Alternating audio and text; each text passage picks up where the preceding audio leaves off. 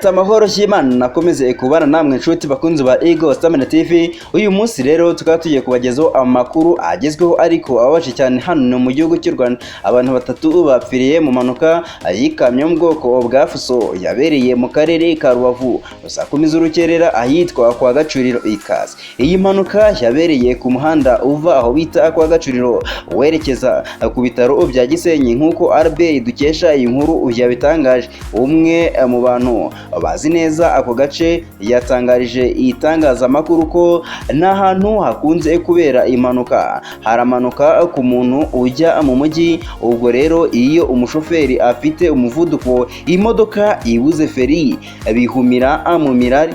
Kugeza ubu ntiharamenyekana icyateye iyi mpanuka.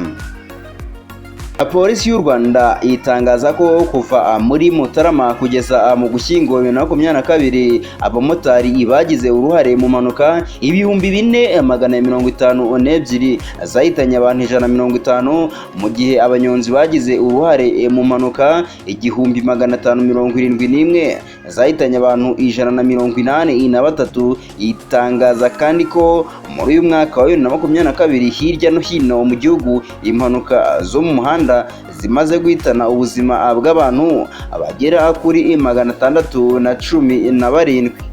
Janira rumanye ibitaro mpuzantara bya Gitega turi mu mugwa mukuru wa politike bitanguye gukora, ariko uburongozi bw'ibyo bitaro bumenyesha ko iterambere ryabyo ritajanye n'ibihe. Muganga ndiho kubwayo Eric abirongoye muri kino gihe yabwiye abakunzi b'ijwi rya Amerika ingorane nyamukuru ihanze iyo nyubako rusangi. Kuje n'abakozi ikibazo dufise ni ibura ry'abaganga b'abahinga ba specialist.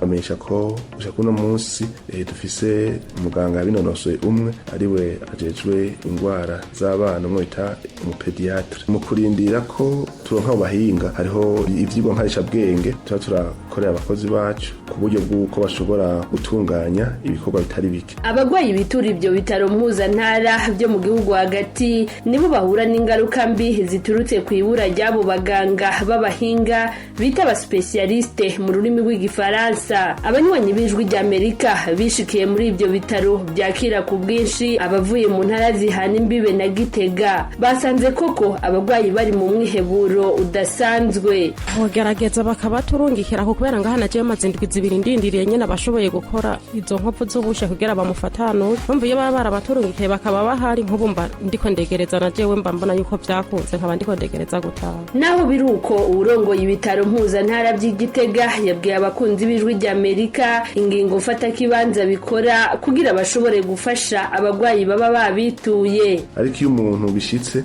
tukabona ko turengewe ubasha bwacu burengewe tumurungika i Bujumbura. Ariko twari twifuza ko rero izo ngenda abantu bagira abakoresha uburyo butari buke abo bahinga barondera bakaza basanga ngaha narijya benshi abo usanga mu ntara za kure za Cankuzo za Rutana Ruyigi. Subukene bw'abaganga b'abahinga bwonyene buvugwa kuri ibyo bitaro mpuzantara biri mu nyubako zigize ishusho y'umugwa mukuru wa politiki Gitega kuko bivugwa n'ababyitura. Aba ni bamwe mu bagwayi bayaze n'abakunzi b'ijwi rya Amerika.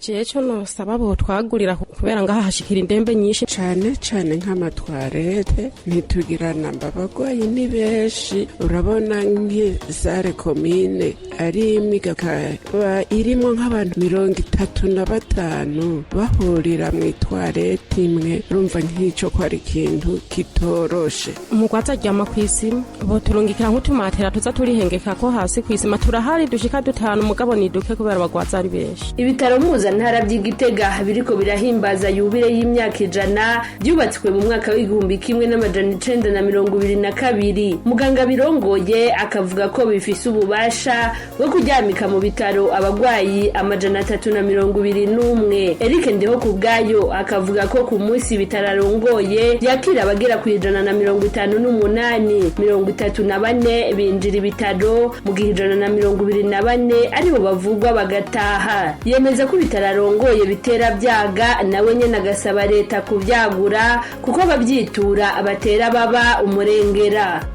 Yaribe ndayishimiye urakoze kutugezaho iyi nkuru ijwi rya Amerika yateguye yifashishije abanywanyi bayo mu Burundi. Nshuti bakunzi muracyari kumwe na radio yanyu ijwi rya Amerika. Umukino w'igikombe cy'isi cy'umupira w'amaguru ubu uri muri kimwe cya kane. ubu rero amakipe